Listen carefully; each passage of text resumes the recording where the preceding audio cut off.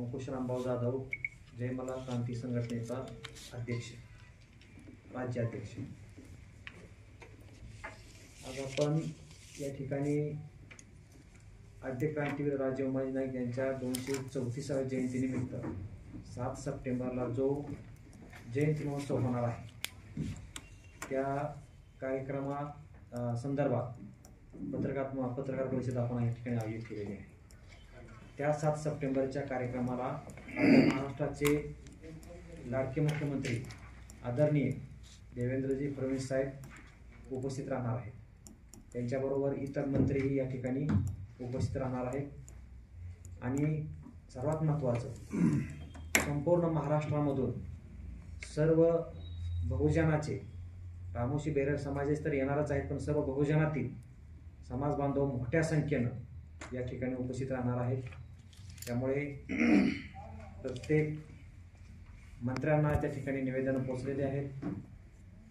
आपण त्या निमित्ताने उद्यापासून आद्य क्रांती राजे उमाजी नाईक हायस्कूल त्या ठिकाणी उद्यापासूनच कार्यक्रमाची तयारी सुरू होत आहे। आता या ठिकाणी आपल्याला जयमला क्रांती संघटनेचे राष्ट्रीय अध्यक्ष सन्माननीय लोकनेते दौलतखान शितोळे साहेब आपण आपल्या सर्व पत्रकार बांधवांशी संवाद साधतील। सर्वांना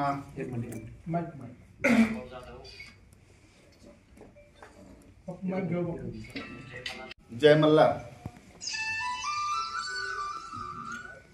सर्वप्रथम मी आपलं सर्व पत्रकार बंधूंचं या ठिकाणी मनापासून सर्वांचं या ठिकाणी स्वागत करतो, सर्वांना धन्यवाद देतो।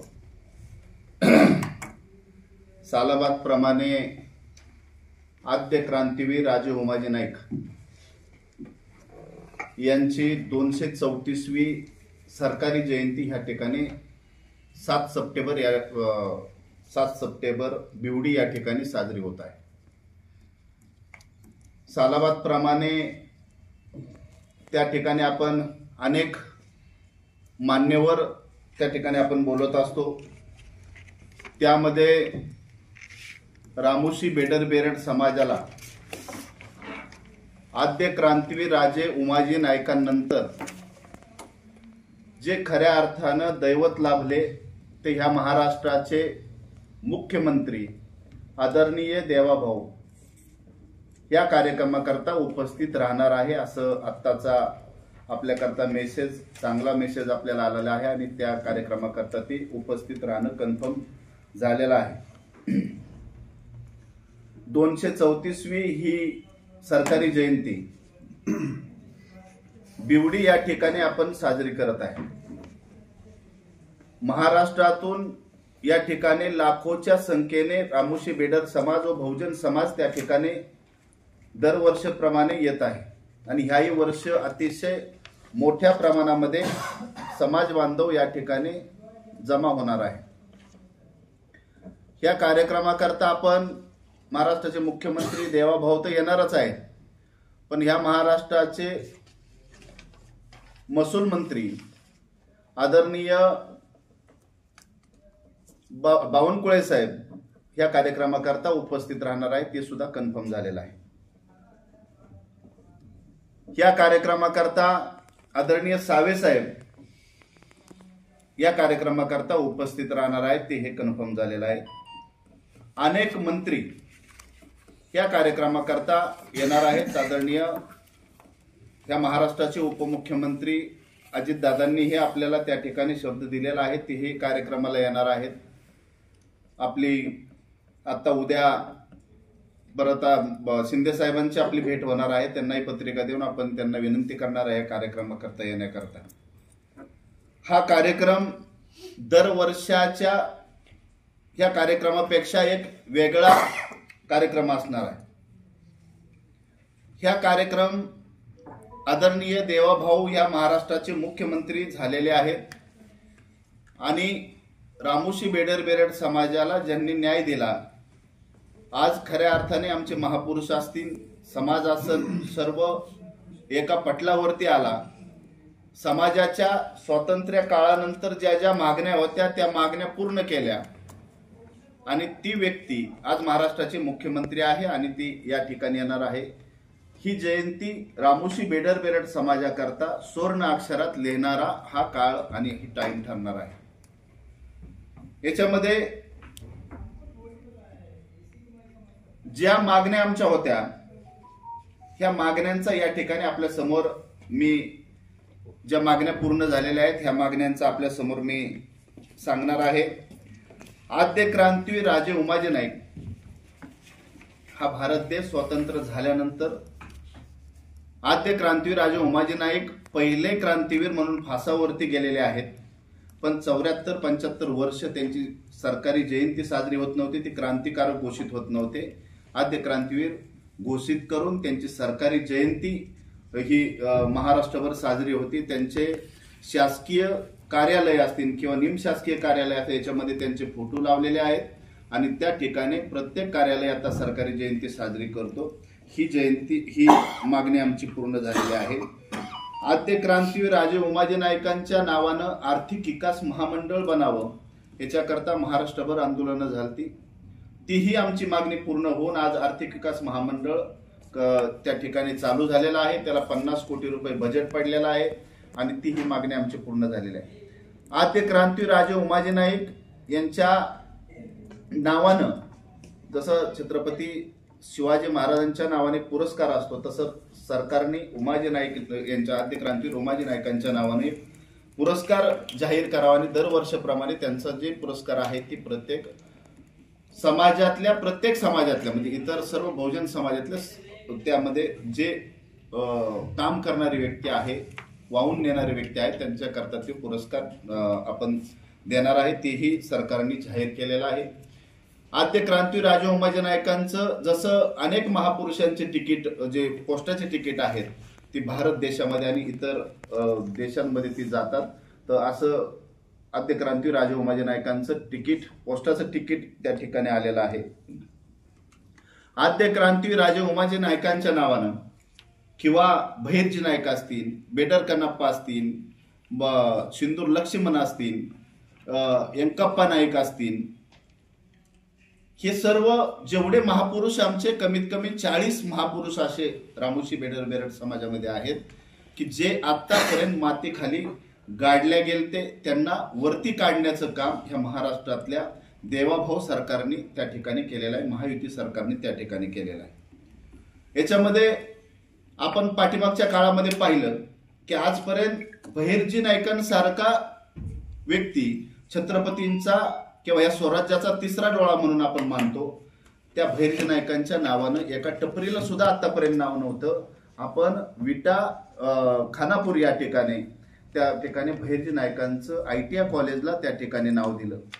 आद्य क्रांती राजे उमाजी नाईकांचं पुरंदरमध्ये ITI कॉलेजला नाव दिलं. परत आद्य क्रांती राजे उमाजी नाईकांचं राथा या ठिकाणी ITI कॉलेजला नाव दिलं आणि यंकप्पा नाईकांचं गडचिरोली त्या ठिकाणी नाव दिलं आणि सिंदूर लक्ष्मणांचं जतमध्ये त्या ठिकाणी नाव दिलं. म्हणजे 5 कॉलेजला ह्या महापुरुषांचे आमच्या महापुरुषांचे त्या ठिकाणी नावं त्या ठिकाणी लागलेले आहे. जी मागणी आहे त्याच्या संदर्भात काय तुम्ही निवेदन देणार आहात का?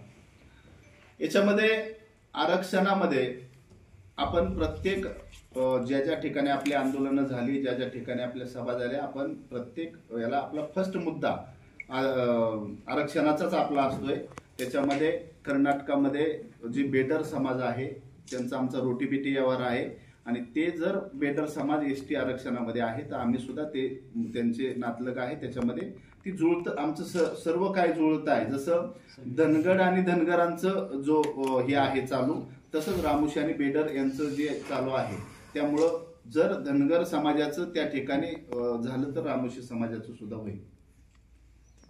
आद्य क्रांतीवीर राजे उमाजी नाईक यांच्या पुतळ्यासाठी किंवा पिक्चरसाठी काय सरकारकडे निधी मागणी करणार आहेत का? याच्यामध्ये राष्ट्रीय स्मारकाचा तर पूर्ण आराखडा तयार आहे. काही कारणास्तव एक याच्यामध्ये ती राहिलेला आहे, पण येणारा हे जे आहे त्याच्यावरती बजेट पण पडलेलं असेल आणि जागा पण फायनल झालेल्या असेल आणि ती स्मारक होणार आहे, ती भव्य दिव्य आणि त्याच्यामध्ये पुतळा वगैरे सगळं जे काय आहे ते सर्व होणार आहे. प्रोग्राम आलाय काय 7 तारखेचा CMचा काय वेळ वगैरे? आता प्रोग्राम आतापर्यंत आला नाही, पण ज्या वेळेस मी 2-3 दिवसाला भाऊंना भेटून त्या ठिकाणी मी सांगतोय आणि ती हा म्हणतात याला मुंबईमध्ये जे आंदोलन आता चालू आहे तर याच्याकरता तर त्या जसं गोष्टी पुढं येताना आपल्याला तर पाहू कसं होतंय, पण आतापर्यंत तर आपल्याला त्या ठिकाणी फायनल आपला आहे की येणार आहे, 100% येणार आहे.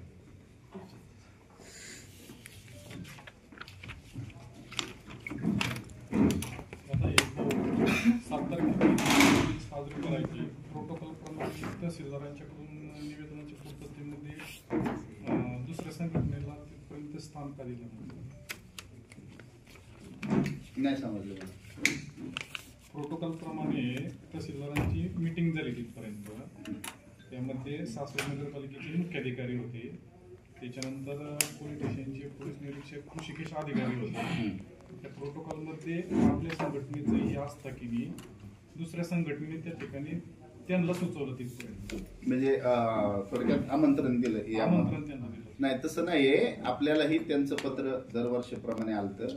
बाकीचं आपल्याला थोडं उशिरा कळल्यामुळं बाकीची आपली जे कार्यकर्ते आहेत त्यांना कामं ज्यादा असतात, ते टायमिंगला पोचू शकले नाही त्या ठिकाणी, आणि मी फोनवर त्यांच्या संग बोलून नंतर मग बाकीची गेली आपली तिथं.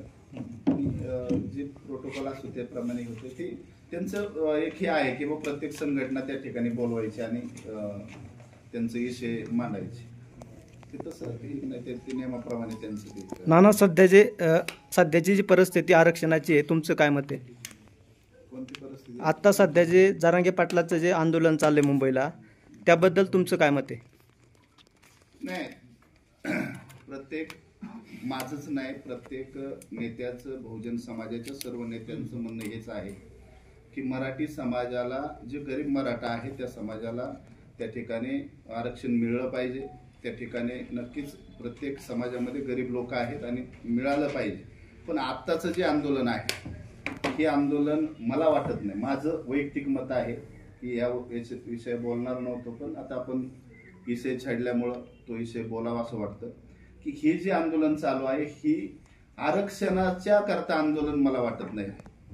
हे एक ब्राह्मण समाजाचा, गरीब समाजातला मुलगा आज त्या ठिकाणी महाराष्ट्राचा मुख्यमंत्री झालेला आहे, हे पचनी पडत नाही काही नेत्यांच्या, आणि त्यामुळं हे आंदोलन उभं केलेलं आहे. आणि देवाभाऊ सरकार कसं डगमगन, देवाभाऊ सरकार कसं ह्या महाराष्ट्रातून जाईल आणि त्या ठिकाणी परत कसं आपली लोक बसतील याच्याकरता ही जी गडबड चालू आहे. समाजामध्ये जी आरक्षण द्यायचं होतं, मराठी समाजाला जे आरक्षण द्यायचं होतं हे देवाभाऊंनी दिलेलं आहे, टिकवलेलं आहे. अनेक त्याच्यामध्ये ज्या मागण्या, मग आपण जसं आता आपल्या आद्यक्रांती राजे उमाजी नाईकांचं महामंडळ झालं, तसंच त्या ठिकाणी अण्णासाहेब पाटील यांचं आर्थिक महामंडळ करून 4 लाखापेक्षा जादा लोक त्या ठिकाणी तरुण हे झालेत. आणि त्याच्यामध्ये हे आहे की बिझनेस लोक करू शकतात असं करून ठेवलं, शिक्षणाकरता वाढ करून ठेवली, अनेक दिलेलं आहे. आणि पण त्याच्यामध्ये जी गरीब लोक आहेत त्यांच्याकरता त्याच्यात तरतूद व्हावी, पण त्याचा फायदा त्या लोकांनीच घ्यावा. आता थोडं वेगळं चाललेलं आहे आणि हे करत असताना जर घटना दुरुस्ती आमकं तमकं हे मोठा विषय आहे, एवढ्या विषयात आपलं जाण्याचं की नाही. पण आम्हाला असं या ठिकाणी दिसतं, माझ्यासारख्या कार्यकर्त्याला असं त्या ठिकाणी दिसतं की महाराष्ट्र राज्यामध्ये जे आता चालू आहे एका व्यक्तीला टार्गेट करण्याकरता चालू आहे. पण मी या ठिकाणी आपल्याला सांगतो की महाराष्ट्रातला मुख्यमंत्री हा जरी ब्राह्मण समाजाचा असेल तर तो सर्वांचा देवाभाऊ आहे, 18 पगड जातींचा देवाभाऊ आहे, बहुजन समाजाचा देवाभाऊ आहे. त्याच्या पाठीमागं ठामपणे बहुजन समाज उभा आहे आणि ठामपणे जी वेळ त्या ठिकाणी येणार आहे त्या ठिकाणी रामोशी बेडर समाज आहेच, पण बहुजन समाज ठामपणे त्यांच्या पाठीमागे ताकदीने उभा आहे असं या ठिकाणी मी आपल्याला सांगतो. असं नाही म्हणता येणार सर, मागच्या वेळेस शिंदे होते तरी आंदोलन झालं ना, शिंदे होते तरी आंदोलन झालं ना, देवाभाऊ आहे म्हणूनच असं नाही ना. पण आज देवाभाऊला त्या ठिकाणी टार्गेट करण्यात येत आहे, त्यांना शिव्या देण्यात येत आहे. आंदोलनाच्या पद्धतीने त्या ठिकाणी झालं पाहिजे. आज एवढा मोठा नेता त्या ठिकाणी जरांगे पाटील, आज या ठिकाणी करोडो लोक त्यांच्या पाठीमागे उभे आहेत. ती म्हणजे साधा सुद्धा माणूस नाही, खूप मोठा ताकदीचा माणूस आहे. त्या व्यक्ती करता म्हणजे एका व्यक्तीला टार्गेट करणं आणि त्या शिव्या गाळ्या देणं किंवा त्याला आज ठीक आहे ते महाराष्ट्राचे मुख्यमंत्री आहेत, पण शिवी देणं किंवा आईवर शिवी देणं किंवा अनेक काही गोष्टी बोलणं ती चुकीचं आहे. त्यामध्ये आम्हाला थोडं वाईट एका गोष्टीचं वाटतं की एका व्यक्तीला टार्गेट करू नये. पाठीमागच्या याच्यामध्ये शिंदे सरकार ज्यावेळेस होतं, शिंदे साहेब ज्यावेळेस मुख्यमंत्री होते त्यावेळेस ते मागण्या बऱ्यापैकी मांडल्या होत्या आणि त्या बऱ्यापैकी झाल्या. त्याच्यानंतर आता ते एक संशोधनाचा भाग आहे की नेमकं पुढं काय झालं एवढं आता आम्ही त्या याच्यामध्ये मी एवढा मोठा कार्यकर्ता नाही घुसायला त्याच्यात, पण ते जेवढं मला वाटतं ती मी आपल्याला सांगितलं. हा ना, दुसरा एक प्रश्न असा आहे की तुम्ही संघटनेच्या वतीने फडणवीसांचं कौतुक करता, सगळे कामं केली म्हणून. मध्ये काही मधल्या काळात एक प्रेस कॉन्फरन्स झाली सासवडला, भाऊसाहेब शिंदे कोणतरी होते, त्यांनी देवाभाऊ आरोप केला की आमच्या समाजाला फसवणूक करतात, दरवर्षी नाईक समाजाची फसवणूक करतात, आमच्या कुठल्याच मागण्या मान्य होत नाही. ह्या ज्या मागण्या आपल्याला मांडल्यात आपल्या समोर ह्या पूर्ण झालेल्या मागण्या आहेत. याच्यात एकही मागणी आपली राहिलेली नाही. मग ते कुठल्या संघटनेचे आहेत ना ते? कोणते? भाऊसाहेब शिंदे म्हणून आले मध्ये. भाऊसाहेब शिंदे ते डॉक्टर शिंदे सामाजिक कार्यकर्ते आहेत, माहिती ते हे आहेत, पण ते आता ते शो करतात जातात, आम्हाला काय केलं नाही. पण ती मी सांगतो काय तुम्हाला पुरावे सकट ह्या सगळ्या गोष्टी समोर आहेत. आणि जे इथं सुरुवात केली, बिवडीमध्ये जी सुरुवात केली ती सुरुवात मला सांगा की 70 वर्ष आमचे सर्व समाज बांधव मांडत होते, सर्व लोक आमचे रोडवर येत होते. एक फक्त मागणी होती आमची, आद्य क्रांतीवीर राजे उमाजी नाईकांची सरकारी जयंती साजरी. पण सरकारी जयंती साजरी करायची कुणाची? महापुरुषांची करायची ना. दरोडेखोरांची कशी करता येईल? उमाजी नाईक हे दरोडेखोरांच्या यादीमध्ये होते म्हणून त्यांची सरकारी जयंती होत नव्हती. त्यांना महापुरुषांच्या यादीमध्ये घेतलं, त्यांना त्या ठिकाणी महापुरुष म्हणून जाहीर केलं. आपले वंशज जे आता आमचे सगळे वंशज आहेत, ह्या वंशजांचं पूर्ण डॉक्युमेंट जमा करावं लागलं. यांचं पूर्ण त्या ठिकाणी 2 दिवस मुंबई या ठिकाणी जाऊन त्या ठिकाणी सर्व त्यांचं वंशावळ जुळवल्या गेली. त्याच्यानंतर 7 दिवसामध्ये उमाजी नाईकांची जयंती जाहीर केली आणि पहिली जयंती साजरी जी ओबीसी मंत्रालयाचे अध्यक्ष होते राम शिंदे साहेब या ठिकाणी येऊन त्यांच्या हाताने जयंती सरकारी जयंती साजरी केली. ह्याच्यातल्या मागण्या ज्या राहिलेल्या मागण्या फक्त 2 आहेत. तर त्या मागण्या आहेत राष्ट्रीय स्मारकाची एक आणि दुसरी 50 लाख रुपये दरवर्ष सरकारी जयंतीला द्यावे. ह्या 2 मागण्या फक्त आमच्या राहिल्यात. आणि आरक्षणाचा जो मुद्दा आहे तर महाराष्ट्रामध्ये जो चाललेला आरक्षणाचा आहे त्याच्यात त्यांचं झालं की आम्ही बांधू. नाना, तुम्ही खानापूरला गेला होता, त्या ठिकाणी बैरजी नाईकांचं जे स्मारक आहे त्याबाबत काय निधीसाठी मागणी करणार आहात का?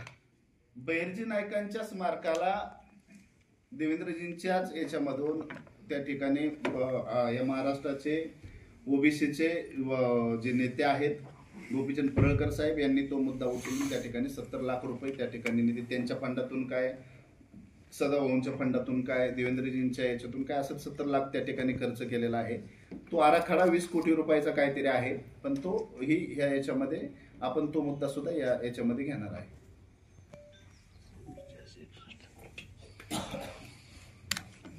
ठीक आहे. साहेब अजून काय आपल्याला या ठिकाणी दरबारीला म्हणजे मला वाटते पहिला असा समाज असेल किंवा पहिला असा आद्य क्रांतीवीर राजे उमाजी नाईक असतील की 7वी वेळ या ठिकाणी 7वी वेळ आपल्या देवाभाऊची या ठिकाणी येण्याची आहे. 2014 पासून या ठिकाणी ते येतात. पाठीमागच्या एका कार्यक्रमाला पाऊस जादा होता, हेलिकॉप्टरचं त्या ठिकाणी त्यांना सिग्नल मिळाला नाही, त्यामुळे ती भाषण त्यांनी त्या ऑनलाईन भाषण केलं. तर ही 7वी वेळ भाऊंची या ठिकाणी यायची आहे. यामध्ये अनेक मागण्या आपल्या ज्या होत्या, अनेक प्रलंबित ज्या मागण्या आहेत, आद्य क्रांतीवीर राजे उमाजी नाईकांचं एक राष्ट्रीय स्मारक व्हावं आणि ती राष्ट्रीय स्मारक आपण पहिलं हट्ट केलता की ते भिवडीमध्ये व्हावं. भिवडीमध्ये 1 एकर त्या ठिकाणी जागा आहे आणि त्या 1 एकरामध्ये फक्त आपला जर पुतळा जर 25 फूट 26 फुटाचा पुतळा आपला घोड्यावरचा पुतळा जर बसवायचं म्हणलं, त्याला गार्डन जर त्या ठिकाणी करायचं म्हणलं तर ते एक पुतळा सुद्धा त्या ठिकाणी होत नाही. आणि आपला मानस असा आहे की ह्या महाराष्ट्रामध्ये छत्रपती शिवाजी महाराजांचे स्मारक असतील, छत्रपती संभाजीराजांचे स्मारक असतील, अनेक महापुरुषांचे स्मारक असतील, त्या तोडीस तोड आद्य क्रांतीवीर राजे उमाजी नाईकांचं स्मारक व्हावं. कारण आद्य क्रांतीवीर राजे उमाजी नाईक हे छत्रपतींनंतर म्हणजे त्या ठिकाणी स्वराज्य स्थापन करणारे हे पहिले आद्य क्रांतीवीर आहेत. देशाच्या लढाईमध्ये पहिले फासावरती जाणारे आद्य क्रांतीवीर उमाजी नाईक आहेत. त्यामुळं त्यांचं स्मारक त्या ताकदीचं व्हावं आणि त्या स्मारकामध्ये भारतातले महाराष्ट्रातले जे आमचे 40-42 आद्य क्रांतीवीर जे महापुरुष फासावरती गेलेले आहेत त्यांचा सर्वांचा इतिहास त्या ठिकाणी यावा. आद्य क्रांतीवीर राजे उमाजी नाईकांचा इतिहास तर यावाच, पण भैरजी नाईक असतील, बेटर कनाप्पा असतील, सिंधू लक्ष्मण असतील, बाजा बाजा, दवल्या रामोशी, उम्या रामोशी, अनेक त्या ठिकाणी आद्य क्रांतीवीर राजे उमाजी नाईकांनंतर रामोशी समाज त्या ठिकाणी फासावरती गेलेला आहे. त्या सर्वांचा इतिहास त्या ठिकाणी यावा. एवढा मोठा इतिहास रामोशी समाजाचा गाडला गेलेला आहे त्या ठिकाणी. म्हणून आपण त्या ठिकाणी एक लेजर शो टाईप मोठा त्या ठिकाणी म्हणजे पुतळा होणार आहे. त्या ठिकाणी लेझर शो आपला राहणार आहे. आपल्या प्रत्येक महापुरुषांचा इतिहास त्या ठिकाणी राहणार आहे. त्या ठिकाणी एक मोठा 2-3 हजार लोक बसत्याने एवढा मोठा हॉल त्या ठिकाणी होणार आहे. आद्य क्रांतीवीर राजे उमाजी नाईकांच्या त्या याच्यामध्ये गार्डन होणार आहे. परत त्या ठिकाणी याचं जे UPSC MPSC आमची जी मुलं करतात, ज्यांना पुण्यामध्ये येऊन राहण्याकरता त्यांची सोय नाही, अशी त्या ठिकाणी सोय असणार आहे. असं एक भव्य दिव्य असं राष्ट्रीय स्मारक व्हावं. त्या ठिकाणी बिवडी या ठिकाणी 1 एकर जमीन असल्यामुळे त्या ठिकाणी होऊ शकत नव्हतं. तालुक्यामध्ये अनेक ठिकाणी आपण माहिती केली, त्या 2 एकर 1 एकर अशी त्या ठिकाणी आपल्याला मिळलं. आणि त्याच्यानंतर आपण दिवे या ठिकाणी निर्णय घेतला की दिव्यामध्ये एक जागा त्या ठिकाणी बरेचशी याची आहे, सरकारी जागा आहे. तर त्या ठिकाणी आपण मागणी देवाभाऊंक केली, सरकारक केली, कलेक्टर साहेबांक केली आणि त्या ठिकाणी दिव्यामध्ये आपल्याला द्यायचं. त्यांनी राष्ट्रीय स्मारक 10 एकर जमीन आपण मागितली होती, पण आपल्याला 5 एकर जमीन त्या ठिकाणी देण्याचं आपल्याला कबूल केलेलं आहे. आपल्याला ह्या जयंतीमध्ये आद्य क्रांतीवीर राजे उमाजी नाईकांचं जे बजेट त्या ठिकाणी राष्ट्रीय स्मारकाकरता पडणार आहे 49 कोटी 10 लाख रुपये ती बजेट होत आहे. 5 एकर जमीन आपली त्या ठिकाणी मागणी आहे. बऱ्यापैकी काम झालेलं आहे. गावाला सुद्धा आपण त्या ठिकाणी विश्वासात घेऊन त्या ठिकाणी आपण ती करणार आहे. येणाऱ्या ह्या 7 सप्टेंबरला आपल्याला ती गुड न्यूज म्हणून समाजाला, बहुजन समाजाला ती मिळणार आहे असं या ठिकाणी मी आपल्याला सांगतो. याच्यामध्ये आद्य क्रांतीवीर राजे उमाजी नाईक जसे अनेक महापुरुषांच्या सरकारी जयंती साजऱ्या होतात आणि त्याला सरकार जी काय आतापर्यंत आपण जय मल्हार क्रांती संघटना हे खर्च करीत, एवढा मोठा खर्च करीत या ठिकाणी आलेले आहे.